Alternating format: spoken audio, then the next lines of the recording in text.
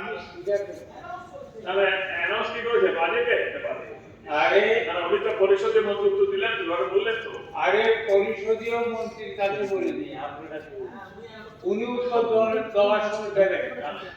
আমার বক্তব্য স্যার আপনাকে পরিচালনা করবে যে করছে না। আমি আমি কি বলেছি পরিবেশ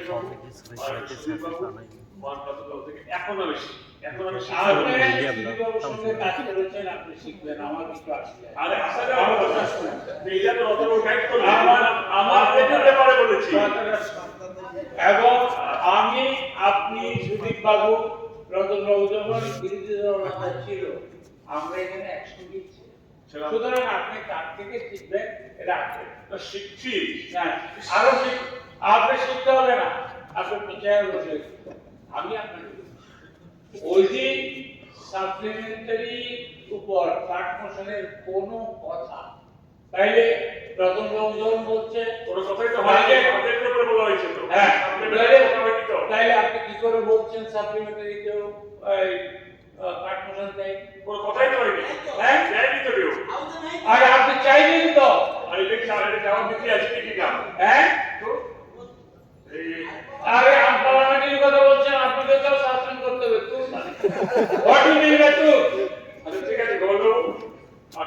ইউ আর টু তুই যে বলছেন ইউ আর টু এক্সপ্যান্ড। আচ্ছা আপনি সরি বলা উচিত। আপনি সিনিয়র, আরে সিনিয়র সিনিয়রের কথাটা হলো নিজের ছেলে যদি হাইকোর্টে জাজ আর মিলট বলতো, অত্যন্ত সম্মান দিয়ে কথা বলি। কালকে আপনার চশমা থেকে হৃদয় অত্যন্ত ব্যথা পেয়েছিলাম। তখন স্কুলে আজকে চশমা পড়েছেন, ভালো লাগছে। কিন্তু আপনি এই ধরনের কথা বলবেন কেন? একদিকে বলেন আপনি সিনিয়র, আরেকদিকে তুর কথাটা বললেন, এটা আমি উল্টো করব না। শুরু বলি কেন? কি বলেছেন? তুর বলেছেন না তো না, কি বলেছেন? আপনি দেখেন রেকর্ড চেক করুন। ঠিক আছে। আর যদি আপনি আমার সিনিয়র বলছি, যদি আমি ভুল বলে থাকি, এটা আমার অসাবধানতা, please. You should be excused, এই কথা বলতে। আদালতে দেবেন, আদালতে দেবেন। তাইলে সাপ্লিমেন্টারি গ্র্যান্টের উপর কথা হবে না কেন? এটা তো সেখানে আরে কাকমুশন নাই, রতন বাবু কথা শুনলে মনে হয় উনি ইচ্ছা করলে বক্তব্য রাখতে পারবেন, কাঠমোশন না থাকে। কিন্তু প্রশ্ন হলো কাঠমোশন নেই, সাধারণত কাঠমোশন থাকা উচিত, কিন্তু কাঠমোশন আনেনি কে? কেউই আনেনি, বাজেটের উপরে এনেছে।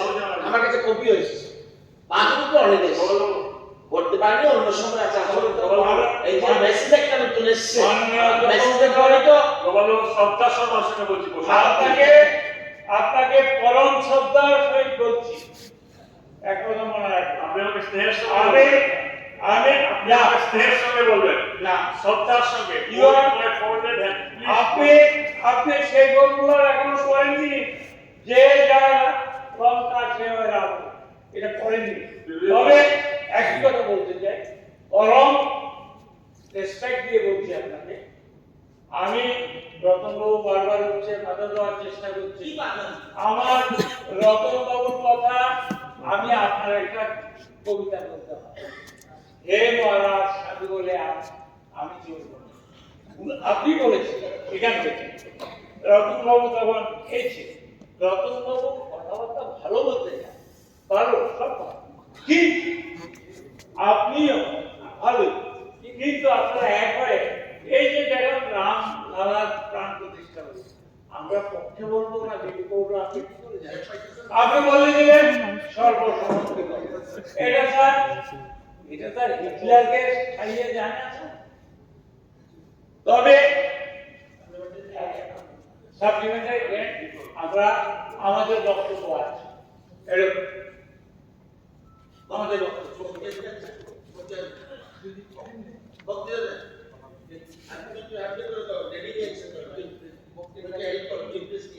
স্যার সাপ্লিমেন্টারি গ্র্যান্ট এটা গতানুগতিক হয়ে থাকে। এস্টিমেট অফ এক্সপেন্ডিচার বাজেট বলা হয়, বাজেটে বলেন বছরের প্রথম দিকে। এখন যে ডিপার্টমেন্টের আপনার টাকা মাসে আসবে, লাস্টের দিকেও আসবে, কিন্তু সাপ্লিমেন্টারির সাথে সাথে বাজেট আপনি কি করবেন? এটা হয় কেন? মাসের 31 পর্যন্ত আমরা কি টাকা পাবো দিল্লিতে, কত টাকা ব্যয় করতে পারবো, এটার হিসাবটা আপনি এখন কেমন কি করবো?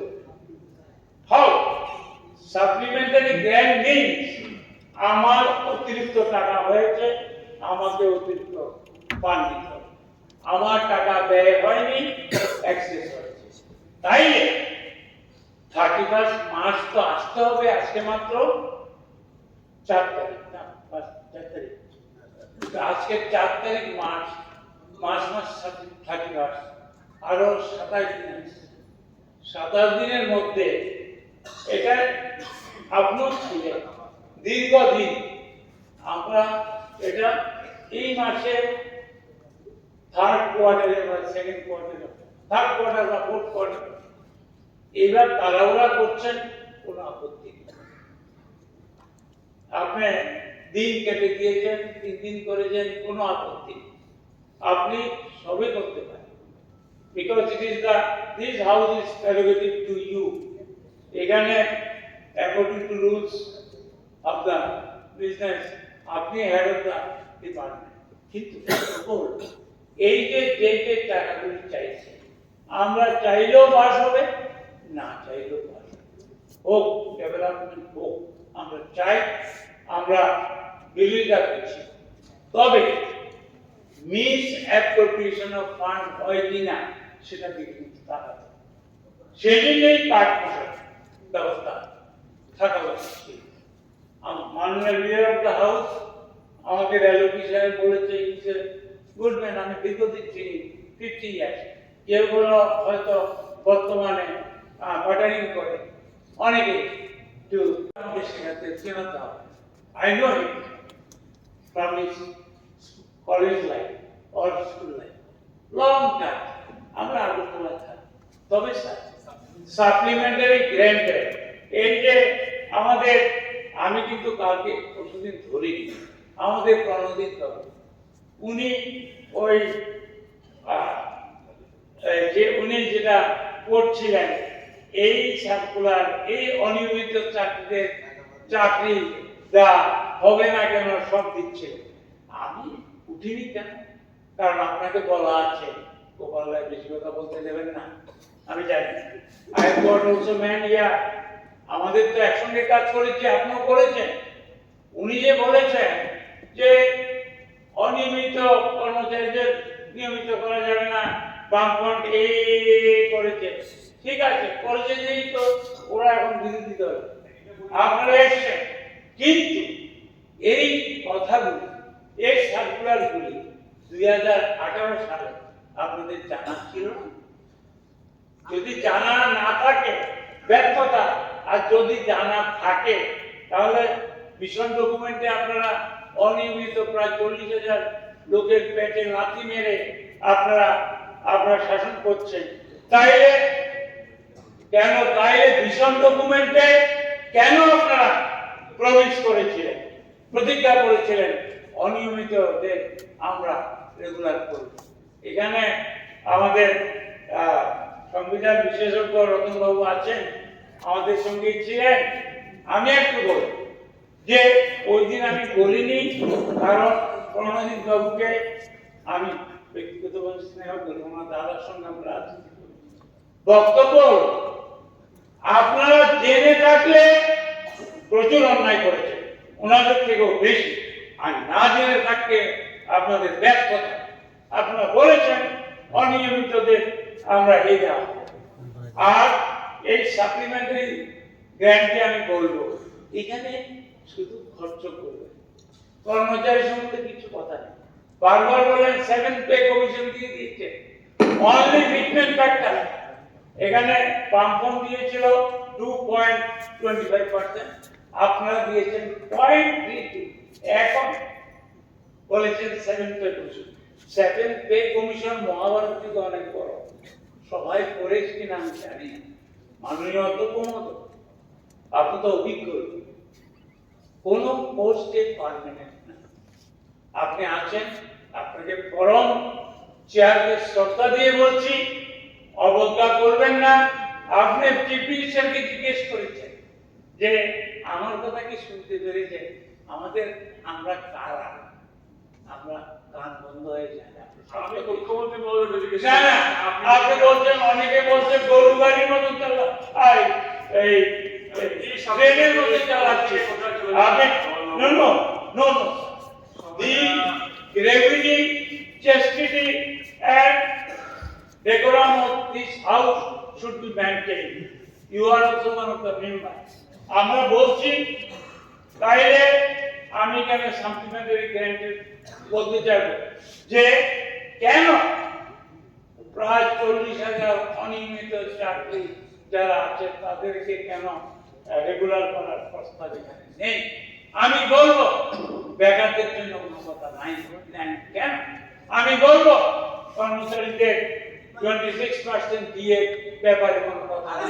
বাজেটটা বলতে পারবেন, আমি বলবো বাজেটটা বলবেন, বাজেট, আমি বাজেটে বলবো স্যার, কত sir supplementary grant also part of budget. আপনাকে জানতে হবে। ঠিক আছে, আপনি তো ঠিকই আছে। আপনি তো মনে হয় কমার্স করেছেন কিনা জানি না, এখন যদি চাই না, it is also part of the budget. কিন্তু আপনাকে কলেজে দেখা গেছে আপনি পাস করেছেন, শিক্ষিত, শোনার চেষ্টা বায়াস করে। আমি আপনাকে বলছি, যিনি আজকে বলেছেন 3টার বেশি কোশ্চেন হবে না, আমার জানা মতো ওনার কোশ্চেনে 10টা সাপ্লিমেন্টারি। আমরা ওই দিকে চিন্তা করেছিলাম প্রথম আজকে বলে তাড়াতাড়ি যত ওনার সময় 10খানা, আমাদের সময় 3খানা। আমি যেটা বলছি, এই সাপ্লিমেন্টারি বাজেটকে আমরা বিরোধিতা করি না। আমরা বলবো এই সাপ্লিমেন্টারি বাজেট পাস হয়ে জনগণের কল্যাণ হোক, শ্রমিক, কৃষক, মেহনতি মানুষের হোক, এবং এখানে যদি কৃষকদের কৃষির উল্টা মকুব থাকতো ভালো কিছু। আর আমি বলবো financial statement of the government of Tripura finance department is the ভিখারি স্টেটমেন্ট। আমরা ভিখারি হয়ে গেছি। সুতরাং সাপ্লিমেন্টারি বাজেটে আমি বলবো অধিক টাকা এসছে, আপনারা বাড়িয়েছেন, ব্যয় করুন, এটাকে মিস অ্যাপ্রোপ্রিয়েশন ফান্ড করবেন না, এটুকু বলে আমি ঠিক আছে। মাননীয় সদস্য ছিলেন, এই রাজ্যের মন্ত্রী ছিলেন এবং বিভিন্ন সময়ে বিভিন্ন দায়িত্ব উনি, সাংবিধানিক দায়িত্ব উনি পালন করে গেছেন। ওনার মতো অভিজ্ঞতা আমার নেই, তো না, যেহেতু আমি ওনার মতো এত দায়িত্ব পালন করি, সাংবিধানিক দায়িত্ব, তো সেই হিসেবে যদিও ওনার মতো বিভ্রান্ত করতে পারবো না, কিন্তু আমি যতটুকু পারি চেষ্টা করব সুন্দর বিষয়টাকে সঠিকভাবে এই হাউসের মধ্যে তুলে ধরা। আমাদের ডক্টর বাবা সাহেব আম্বেদকর, যিনি সংবিধানের প্রণেতা আমাদের ভারতবর্ষে, উনি একটা কথা বলে গিয়েছিলেন, the progress of any society depends on the progress of education in their society. যে কোনো একটা সমাজ সে উন্নতির পথে কতটুকু যাবে তা নির্ভর করে তার শিক্ষার উপর। কাজেই এখানে আরো উল্লেখ করতে হয়, আমাদের মাননীয় এলপি সাহেব ওনার বক্তব্যে বলেছিলেন একটা বিষয়, যা হোক উনি বলেছিলেন বলে ওনার বক্তব্যে আমি একমত বলে এটা উল্লেখ করছি যে 2-1টা সুপারি ছাড়া 2টি শুকর দিয়ে কোনোদিন কোনো সমাজ, কোনো পরিবারকে উন্নত করা যায় না, তা ঠিক, বা অবস্থার তার পরিবর্তন করা যায় না। তার জন্য বিভিন্নভাবে সরকারকে উদ্যোগ নেওয়ার দরকার পড়ে এবং সেই উদ্যোগগুলোকে বাস্তবায়ন করার জন্য সেই দিশাতে তার কাজ করা খুবই দরকার।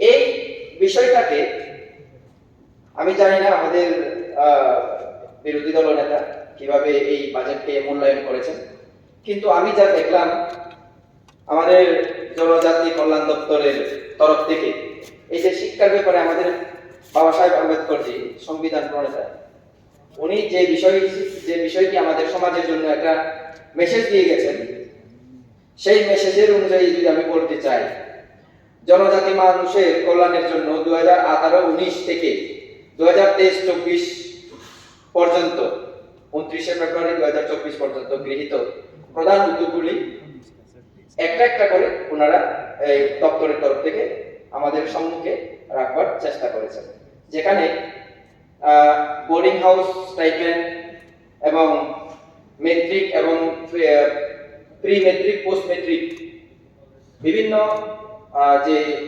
স্টাইপেন্ডের স্টুডেন্ট ছাত্র এবং ছাত্রীদেরকে যে পরিমাণে দেওয়া হয়েছে তার সংখ্যাটা যদি আমরা দেখি 3,68,693 জন স্টুডেন্টসদেরকে এই যে স্টাইপেন্ডের সুবিধাটা দেওয়া হয়েছে। তাহলে আমরা এতে বলতে পারি যে আমাদের সরকার যথেষ্টভাবে জনজাতি অধ্যুষিত এলাকার যে সমস্ত স্টুডেন্টস গুলো রয়েছে তাদের শিক্ষার ব্যবস্থাটাকে যাতে সুন্দর একটা দিকে নিয়ে যাওয়া যায় সেই দিকে লক্ষ্য রেখেই আমাদের সরকার কাজ এগিয়ে নিয়ে যাচ্ছে, এবং সেখানে শুধু ওই 500টি সুপারি ছাড়া 2টি শুকর ছাড়া দেওয়ার মধ্য দিয়ে জনজাতিদেরকে উন্নয়ন করার সেই চেষ্টাটা আমাদের সরকার করছে। তাদেরকে শিক্ষা দেওয়ার পাশাপাশি আমরা এটাও জানি বিভিন্নভাবে কোচিং সেন্টার খোলার মধ্য দিয়ে যাতে আমাদের ড্রপ আউটের সংখ্যা যাতে কম হয়, তাদেরকে কিভাবে গুণগত শিক্ষা দিয়ে কিভাবে একটা সুন্দর জীবন দেওয়া যায়, শিক্ষিত জীবন দেওয়া যায়, সুন্দর সমাজ গঠন করার জন্য তাদের অবদান যাতে সমাজের মধ্যে থাকে সেই ব্যবস্থা যাতে করা যায়, তার জন্য আমাদের সরকার আজকে বিভিন্নভাবে কোচিং সেন্টার পরিচালনা করছে, যেখানে হাজার হাজার স্টুডেন্টস, এখানে আমরা দেখতে পাচ্ছি special coaching in core subject, বিভিন্ন বিষয়গুলোর উপরে কোচিং দেওয়ার মধ্য দিয়ে 53,037 স্টুডেন্টসদেরকে কোচিং দেওয়ার কারণে ওনাদেরকে বা সেই সমস্ত ছাত্রছাত্রীদেরকে পাস করার জন্য বা সুন্দর একটা গুণগত শিক্ষা দেওয়ার চেষ্টা আমাদের সরকারের দ্বারা করা হয়েছে। এর মধ্যে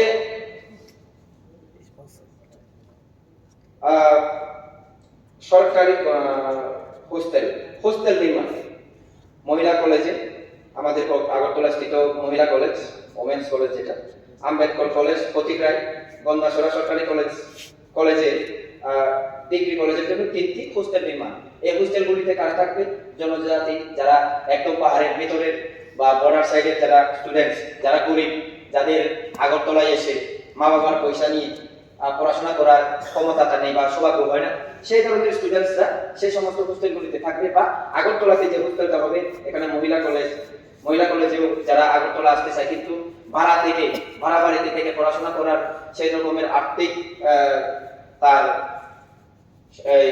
ক্ষমতা নেই, আর্থিক সক্ষমতা নেই, সেই ধরনের স্টুডেন্টসরা এসে পড়াশোনা করার সুযোগ পাবে। অর্থাৎ এতেও জাতি বা সমাজকে গঠন করার একটা সুযোগ এখানে রেখে দেওয়া হয়েছে। একলব্য মডেল রেসিডেন্সিয়াল স্কুল, এটা আগামী দিনে একটা বিকল্প, আমাদের একটা বিপ্লব, শিক্ষার ক্ষেত্রে বিপ্লব নিয়ে আসার মতন একটা বিষয় হয়ে আসবে। আমরা জানতাম বিগত বাম সরকারের আমলে, যা আমার পূর্ববর্তী বক্তা মাননীয় জিতেন বাবু, উনি এখন আর এই হলে নেই, ওনার বক্তব্য শেষ করার পর আমাদের এই হাউসটাকে বিভ্রান্ত করার পর ওনার কাজ শেষ, উনি এখন সম্ভবত রেস্ট করতে গিয়েছেন। তো আমি বলতে চাই ওনাদের সময়ে মাত্র 4টি 4 numbers of Eklavya model residential school এখানে ছিল, যেটা বর্তমানে 4টা লেখা আছে, আমি 4টাই দপ্তরের দেওয়া হিসাবে আমি বলছি 4টা। তো এখন বর্তমানে 17টা নতুন একলব্য মডেল রেসিডেন্সিয়াল স্কুলের কাজ চলছে, যেগুলোতে 8,160 স্টুডেন্টস পড়াশোনা করার সুযোগ পাবেন।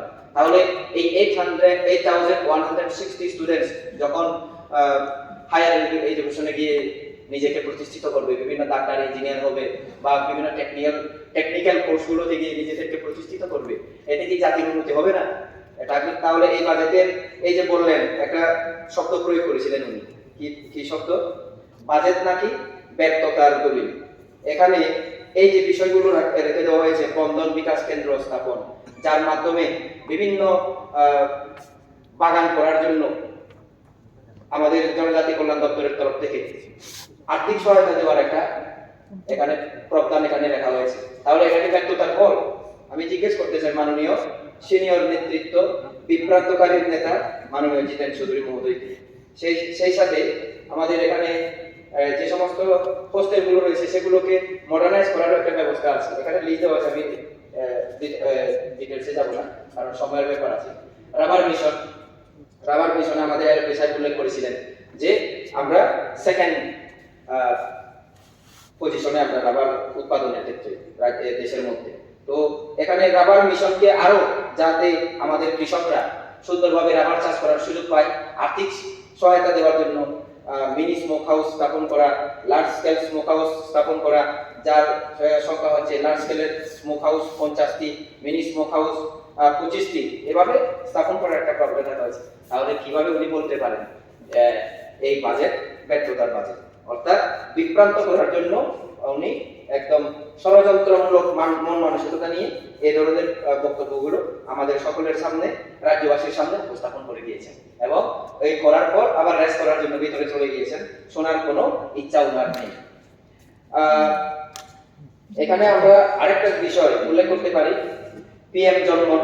এটা খুব প্রশংসিত একটা উদ্যোগ। আমাদের মাননীয় প্রধানমন্ত্রী যশস্বী নেতা, বিশ্ববরেণ্য নেতা, বিশ্বের এক নম্বর নেতা বললে কেউ সহ্য হয় না মাননীয় স্পিকার মহোদয়।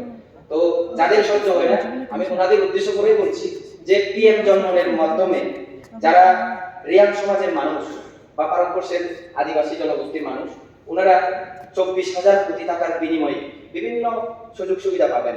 এর মধ্যে পানীয় জল, স্বাস্থ্যসম্মত সেচের ব্যবস্থা, বিদ্যুৎ সংযোগ, এরপরে বাড়ি নির্মাণ, এই সমস্ত 11টা বিষয়ের উপর নির্ভর করে এই মন্ত্রকটা বা এই পিএম জন্মনের প্রকল্পটা চলবে।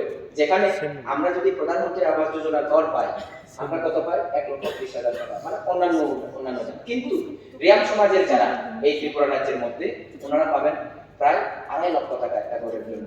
এটা কি দিশা দেখানো বা যারা আজকে গরিব, যারা সমাজের মধ্যে পিছিয়ে পড়া, তাদেরকে উঠিয়ে আনার জন্য যে বাজেটে আলাপ আলোচনা বা প্রাবধান রাখা হয়েছে, সেই বাজেটকে উনি কিভাবে বলতে পারেন যে এই বাজেট নাকি ব্যর্থতার দলিল, অর্থাৎ বিভ্রান্তিকর বক্তব্য। আমাদের একটা বিষয় উনি উল্লেখ করেছিলেন, ব্লক ঘেরাওয়ের বিষয়। ব্লক ঘেরাও কি শুধুমাত্র এই বিজেপি পরিচালিত সরকারের সময় হচ্ছে? আমি জিজ্ঞেস করতে চাই না, ওনাদের সময়ে এমন জঘন্য ঘটনা আমরা দেখতে পেয়েছিলাম এই ত্রিপুরা রাজ্যের বাসী, যে সমস্ত ঘটনাগুলোর কারণে আজও আমরা ত্রিপুরাবাসী লজ্জিত। ওনাদের শাসনের সময় কেন লজ্জিত? বিডিওদেরকে পিটানো হয়েছিল ব্লক হেডকোয়ার্টারে, বিডি অফিসে মারা হয়েছিল, হসপিটালাইজ করা হয়েছিল। কার আমলে? সিপিআইএম এর আমলে, বামফ্রন্টের আমলে। এবং রেগাতে দুর্নীতির কোনো সীমারেখা রাখা হয়নি সে সময়, যার কারণে সেই দুর্নীতির কারণে আয়তনের চাইতে বেশি পুকুর খনন করেছিলেন ওনারা। এই যে বিষয়গুলো আজকে ওনারা ভুলে যান, আর আমাদের জনকল্যাণমুখী বাজেটকে ওনারা আখ্যায়িত করেন কি আখ্যায়িত করেন? ব্যর্থতার দলিল। অর্থাৎ ওই নিজেদের কৃতকর্মকে ভুলিয়ে দেওয়ার জন্য, এই রাজ্যের মানুষ যাতে ওনাদের যে পাপের কর্ম, সে পাপ কর্মকে যাতে ভুলে যায়, তার জন্য বিভিন্নভাবে রাজ্যবাসীকে বিভ্রান্ত করে এই রাজ্যের মানুষদেরকে ভুল বুঝিয়ে কিভাবে আবার ওই পেছনের দরজা দিয়ে ক্ষমতায় আসা যায়, সেই প্রচেষ্টা ওনারা সবসময় করে যাবেন, সেটা স্বাভাবিক। রাস্তা মেরামত নাই, একটা বিষয় বলেছিলেন, রাস্তা মেরামত নাই কোথায়? আমি তো দেখি না আজকাল মাননীয় রেসপেক্টেড জিতেন বাবুকে কোনোখানে ঘোরাফেরা করতে, কিন্তু উনি বললেন রাস্তার মেরামত নাই। আমি একটা বিষয় উল্লেখ করতে চাই, আমাদের মনুঘাট থেকে আমবাসা এবং আমবাসা হয়ে আগরতলার যে রাস্তাটা ছিল, আসা যাওয়া করা যেত না, এমন অবস্থা ছিল। ভাঙ্গা বড় বড় গর্ত, এমন অবস্থা ছিল, বড় বড় গর্তের মধ্যে মাছ ফেলে দিলে মাছের চাষ করা যেত, সে ধরনের অবস্থা ছিল।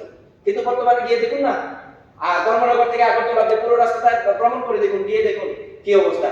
যদি মেইনটেনেন্স না হয়, তাহলে এই রাস্তার অবস্থা আছে কিভাবে? ট্রান্সফরমেশন হলো, কিভাবে পরিবর্তন হলো? পরিবর্তন তো হয়েছে, মাছের চাষ করবার মতন যে বড় বড় গর্তগুলো কোথায় গেল? তাহলে কি আপনারা সেগুলো উদা হয়ে গেল এমনিতেই অলৌকিক শক্তির কারণে? আমাদের সরকার যদি মেইনটেনেন্স সমাপ্তি করবো, লাখপতি দিদির কথা বলছেন, 83,000 জন লাখপতি দিদি আমরা আমাদের রাজ্য সরকারের উদ্যোগের কারণে আমরা করতে পেরেছি। কিন্তু আমি জিজ্ঞেস করতে চাই, আপনাদের সময়ে এসএসজি গ্রুপগুলোর অবস্থা কিরকম ছিল? এরা যে সবাই জানে তৎকালীন সময়ে যে সমস্ত এসএসজি গ্রুপের মহিলারা ব্রাঞ্চ সম্পাদকের স্ত্রী হবেন, ব্রাঞ্চ সম্পাদকের বিভিন্ন আত্মীয়ের স্ত্রী হবেন, ওনারাই লোন পেতেন। কিন্তু বর্তমানে দেখুন সবাইকে ইরেসপেক্টিভ অফ পলিটিক্যাল পার্টি সবাইকে দেওয়া হচ্ছে। এবং সুদের সংখ্যা কত জানেন? সুদের সংখ্যা 0.60 পয়সা না কত জানেন? আমি যাক আমি সঠিক তথ্য দিতে পারছি না, কিন্তু 1 টাকাও নয়, সুদের হার 1 টাকাও নয়, 0.50 বা 60 এর মধ্যে থাকবে। স্যার একটু শেষ করছি, 60 পয়সা 58 থেকে 60 পয়সার মধ্যে সুদের হার দিতে হচ্ছে আজকে এসএসজি মায়েদের, এসএসজি মহিলাদেরকে। যা একটা এই উদ্যোগের কারণে অনেক দিদিরা, অনেক মায়েরা আজকে লাখপতি হচ্ছেন। এই লাখপতি হওয়ার কারণে অনেক গরিব পরিবারগুলো আজকে মাথা উঁচু করে সমাজের মধ্যে বেঁচে থাকার একটা সাহস পাচ্ছে। তবুও এই বাজেটকে আপনারা ব্যর্থতার দলিল বলবেন, লজ্জা হয়। এরপরে আইন শৃঙ্খলার কথা, বিচার ব্যবস্থার কথা বলেন, লজ্জা হয় না? সিপিআইএম এর আমলে সিপিএম এর পার্টি অফিসে বিভিন্ন সামাজিক বিচার ব্যবস্থা চলতো, এটা কি আমরা ভুলে গেলাম? আমরা আমার বিধানসভাতেও একজন গর্ভবতী মাইকে আপনাদের একজন সিপিআইএম এর নেতা পেটে লাথি মারার কারণে তার বাচ্চা ইনমেচিউর হয়ে জন্মগ্রহণ করতে বাধ্য হয়েছে। এই যে পাপের কারণগুলো, এই যে পাপের বোঝাগুলো আপনারা কি আমাদের উপর দিতে চাইছেন? না, আমরা প্রধানমন্ত্রী কিষাণ সম্মান নিধির কারণে কোটি কোটি মানুষদেরকে নরেন্দ্র মোদীজির দ্বারা উপকৃত করছি। এর আশীর্বাদ আমাদের মাথার উপর থাকবে। আপনাদের সেই বঞ্চনা, নির্যাতন, কষ্ট লাগানোর যে পাপ কর্মের ফলগুলো আপনারা যদি ছাপিয়ে দিতে চান, তাতে কোনো লাভ হবে না। স্যার বললে তো শেষ হবে না স্যার, মাত্র কত 14 মিনিট, 15 মিনিট, আপনারা 35 মিনিট 40 মিনিট বললেন স্যার। ঠিক আছে স্যার, শেষ করছি। বাজেট কম, বাজেট আপনাদের সময়ে কত ছিল? বা এই যে বিভিন্ন ভাবে রিসিপ্টের কথা বললেন, উনি কিভাবে কি বললেন, রিফ্লেক্ট হয় না। যখন আমাদের মাননীয় কৃষি মন্ত্রী যখন জিজ্ঞেস করলেন ওনাকে কি রিফ্লেক্ট হয় না, তার উত্তর কিন্তু উনি দিতে পারলেন না, দিতে পারেননি। অর্থাৎ কিভাবে বিভ্রান্ত করা যায়, পেঁচিয়ে এইভাবে দাঁতি আর নাচ একটা সুন্দর দিলেন স্যার, আপনিও দেখছিলেন হয়তো কি নাচ, সুন্দর কোমর ফাঁকে নাচটা দিলেন। যাই হোক, এত বছর ওই এই ধরনের একজন বরিষ্ঠ নেতার নাচ দেখার সৌভাগ্য হয়নি। আজকে দ্বিতীয়বারের সদস্য হয়ে এই বিধানসভার আমি ওনার একটা সুন্দর নাচ দেখতে পেলাম, তার জন্য অনেক অনেক ধন্যবাদ। বিশেষ করে আমাকে ভোট দিয়ে যে সমস্ত জনগণরা, সামনুবাসীরা আমাকে এখানে পাঠিয়েছেন ওনার নাচ দেখার জন্য, আমি আমার গণদেবতাদেরকে ধন্যবাদ জানাই, নমস্কার জানাই।